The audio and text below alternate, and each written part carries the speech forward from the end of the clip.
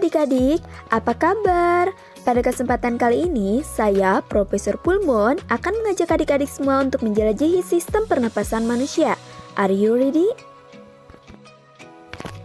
Selanjutnya, ada peta konsep sistem pernapasan manusia. Peta konsep ini meliputi materi yang akan kita bahas pada materi sistem pernapasan manusia yang terdiri dari organ-organ pernapasan, mekanisme pernapasan, dan juga penyakit atau kelainan yang berhubungan dengan sistem pernapasan manusia. Materi yang pertama, kita akan membahas tentang pengertian sistem pernapasan. Apa sih yang dimaksud sistem pernapasan itu? Sistem pernapasan atau sistem respirasi adalah sistem organ yang digunakan untuk pertukaran gas, yaitu oksigen yang dibutuhkan tubuh untuk metabolisme sel dan karbon dioksida yang dihasilkan dari metabolisme tersebut dikeluarkan dari tubuh melalui paru-paru. Sistem pernapasan umumnya termasuk saluran yang digunakan untuk membawa udara ke dalam paru-paru di mana terjadi pertukaran gas. Selanjutnya, kita akan membahas tentang alat-alat pernapasan pada manusia. Ini adalah bagian dari alat-alat pernapasan manusia dan letaknya di dalam tubuh. Mari kita simak satu persatu. Yang pertama, ada hidung. Rongga hidung termasuk alat pernapasan pada manusia paling luar dan merupakan alat pernapasan paling awal. Udara keluar masuk melalui rongga hidung. Rongga hidung selalu lembab karena adanya selaput lendir. Di dalam rongga hidung juga terdapat rambut-rambut pendek dan juga halus. Selaput lendir dan rambut-rambut halus ini berfungsi menyaring debu dan kotoran yang masuk bersama udara, melekatkan kotoran pada rambut hidung, mengatur suhu udara pernapasan, dan mengenali adanya bau. Juga terdapat konka yang punya banyak kapil darah yang berfungsi menghangatkan udara yang masuk. Yang kedua ada laring. Laring adalah saluran udara yang terletak dari bagian depan paring hingga bagian bawah trakea. Laring terdiri atas kepingan tulang rawan, ligamen, dan membran. Pada laring terdapat tonjolan jakun yang disebut Adam's apple, epiglottis, dan pita suara. Fungsi utama laring adalah untuk pembentukan suara sebagai proteksi jalan napas bawah dari benda asing dan menyalurkan udara dari paring ke trakea. Yang ketiga ada trakea atau batang tenggorokan. Trakea adalah saluran lanjutan dari laring. Bagian dalam dilapisi sel-sel epitel bersilia yang dapat mengeluarkan debu dan butiran benda asing halus yang masuk bersama udara pernapasan. Yang keempat ada bronkus atau cabang batang tenggorokan. Bronkus merupakan cabang kanan dan kiri. Bronkus kanan masuk ke paru-paru kanan dan bronkus kiri masuk ke paru-paru kiri. Di dalam paru-paru, bronkus terus bercabang-cabang membentuk bronkiolus. Di ujung bronkiolus terdapat alveolus. Nah, di depan telah ada gambar paru-paru. Di sana ada bronkus. Kemudian si bronkus itu akan bercabang-cabang membentuk bronkiolus dan cabang-cabang dari bronkus itu disebut bronkiolus dan di ujung bronkiolus itu terdapat alveolus. Dan yang terakhir ada paru-paru. Paru-paru manusia berjumlah sepasang, kanan dan kiri. Paru-paru ada dua bagian, yaitu paru-paru kanan yang terdiri atas 3 lobus dan paru-paru kiri yang terdiri atas 2 lobus. Paru-paru dibungkus oleh 2 selaput yang tipis yang disebut pleura. Selaput bagian dalam yang langsung menyeliputi paru-paru disebut pleura dalam. Dan selaput yang menyeliputi rongga dada yang bersebelahan dengan tulang rusuk disebut pleura luar. Di antara selaput tersebut dengan paru-paru terdapat cairan limpa yang berfungsi untuk melindungi paru-paru dari gesekan pada waktu mengembang dan mengempis. Selanjutnya, kita akan membahas tentang mekanisme sistem pernapasan manusia. Jenis proses pernapasan pada manusia ini terdiri dari 2, ada proses inspirasi dan juga proses ekspirasi. Nah, di sini kita akan membahas atau menjelaskan tentang proses inspirasi dan juga proses ekspirasi. Proses inspirasi juga ini bisa disebut dengan proses menghirup udara, sedangkan ekspirasi adalah mengeluarkan udara. Nah, di sini ada proses lebih jelasnya. Yang pertama ada proses inspirasi. Pada proses ini terjadi pengisapan oksigen dari luar ke dalam paru-paru. Bila otot diafragma berkontraksi, maka diafragmanya akan mendatar. Pada waktu inspirasi maksimum, otot antar tulang rusuk berkontraksi sehingga tulang rusuk terangkat. Keadaan ini akan menambah besarnya rongga dada. Yang kedua, proses ekspirasi. Proses ini terjadi ketika kita menghembuskan udara. Pada proses ini terjadi proses pengeluaran karbon dioksida dan uap air dari paru-paru keluar tubuh. Pada gambar terlihat otot-otot dinding diafragma mengendur dan ditekan ke atas oleh organ perut. Tulang rusuk kembali ke posisi semula sehingga rongga dada menyempit. Akibatnya udara dapat terdorong keluar paru-paru. Selanjutnya, kita akan menjelajahi bagaimana mekanisme pernapasan pada manusia berlangsung, yaitu ada pernapasan dada dan juga pernapasan perut. Mari kita simak penjelasan berikutnya. Nah, di sini telah ada gambar inspirasi dan juga ekspirasi. Yang pertama, ada inspirasi, udara masuk, paru-paru mengembang, diafragma pun akan naik. Sedangkan ekspirasi, diafragma turun, paru-paru mengempis, dan juga udara keluar. Selanjutnya, saya akan menjelaskan mengenai mekanisme pernapasan dada pada manusia, baik itu secara inspirasi maupun ekspirasi.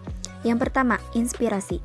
Otot interkostal luar eksternal berkontraksi, tulang rusuk terangkat ke atas dan ke depan, volume rongga dada membesar, paru-paru yang bersifat elastis mengembang, tekanan udara paru-paru mengecil, dan udara dari luar masuk ke dalam paru-paru.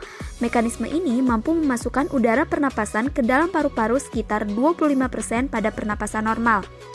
Sedangkan proses ekspirasinya, otot interkostal luar relaksasi, tulang rusuk kembali, volume rongga dada menyempit, paru-paru mengecil, tekanan udara paru-paru menjadi besar, dan udara keluar dari paru-paru. Selanjutnya, ada mekanisme pernapasan perut pada manusia, baik inspirasi maupun ekspirasi. Yang pertama, inspirasi. Otot diafragma berkontraksi sehingga diafragma yang mula melengkung berubah menjadi datar, volume rongga dada membesar, paru-paru mengembang, tekanan udara paru-paru mengecil, dan udara dari luar masuk ke dalam paru-paru. Mekanisme ini mampu memasukkan udara pernapasan ke dalam paru-paru sekitar 75% pada pernapasan normal. Sedangkan proses ekspirasi pada pernapasan perut, otot diafragma relaksasi sehingga diafragma yang mendatar berubah menjadi melengkung kembali, volume rongga dada menyempit, paru-paru mengecil, tekanan udara paru-paru menjadi besar, dan udara keluar dari paru-paru. Selanjutnya, kita akan membahas mengenai faktor-faktor yang mempengaruhi frekuensi pernapasan. Apa saja sih faktor-faktor yang mempengaruhi frekuensi pernapasan? Di sini saya akan menjelaskan satu persatu faktor-faktor itu. Yang pertama ada umur. Mengetahui pengaruh umur terhadap frekuensi pernapasan, kita dapat membandingkan pernapasan antara orang tua dengan anak-anak. Manakah frekuensi pernapasannya yang lebih banyak, orang tua atau anak-anak? Ya, lebih banyak pada anak-anak bukan? Mengapa demikian? Hal ini disebabkan anak-anak masih dalam usia pertumbuhan sehingga banyak memerlukan energi. Oleh sebab itu, kebutuhannya akan oksigen juga lebih banyak dibandingkan orang tua. Yang kedua, ada jenis kelamin. Coba kamu bandingkan pengaruh faktor ini pada teman-teman sekelasmu. Lebih cepat mana frekuensi pernapasan antara laki-laki dan perempuan? Mestinya, frekuensi pernapasan laki-laki lebih cepat daripada perempuan. Mengapa terjadi demikian? Ingat kembali penjelasan di atas bahwa semakin banyak energi yang dibutuhkan, berarti semakin banyak pula oksigen yang diambil dari udara. Hal ini terjadi karena laki-laki umumnya beraktivitas lebih banyak daripada perempuan. Dan yang ketiga, ada suhu tubuh.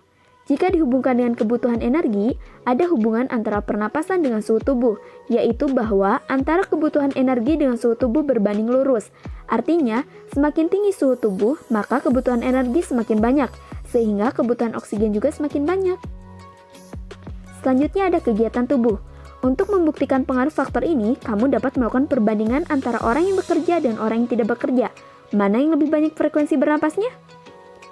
Ya, jika diperhatikan, orang yang melakukan aktivitas kerja membutuhkan energi, berarti semakin berat kerjanya, maka semakin banyak kebutuhan energinya, sehingga frekuensi pernapasan semakin cepat.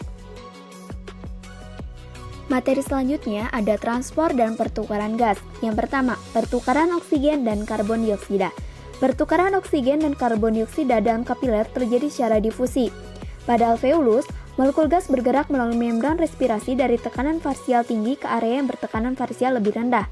Yang kedua, transport oksigen.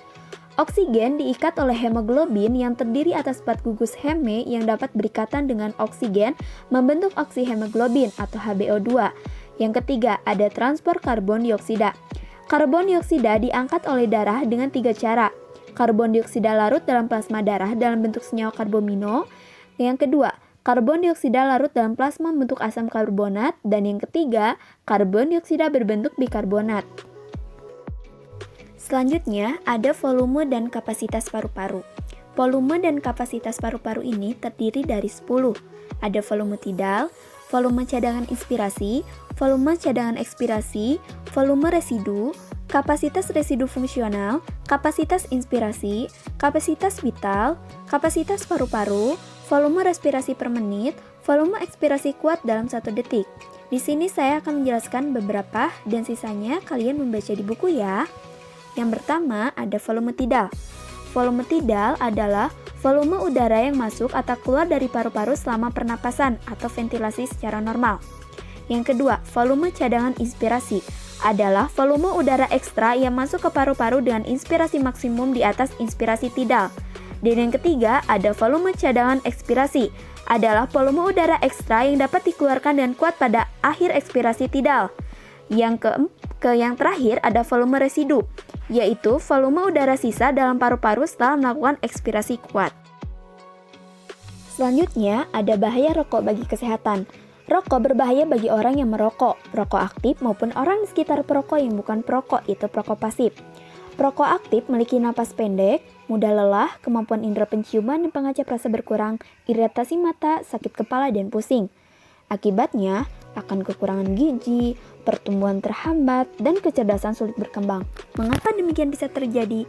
Karena di dalam rokok ada 3 zat yang berbahaya. Yang pertama ada nikotin, yang kedua ada tar, dan yang ketiga ada karbon monoksida.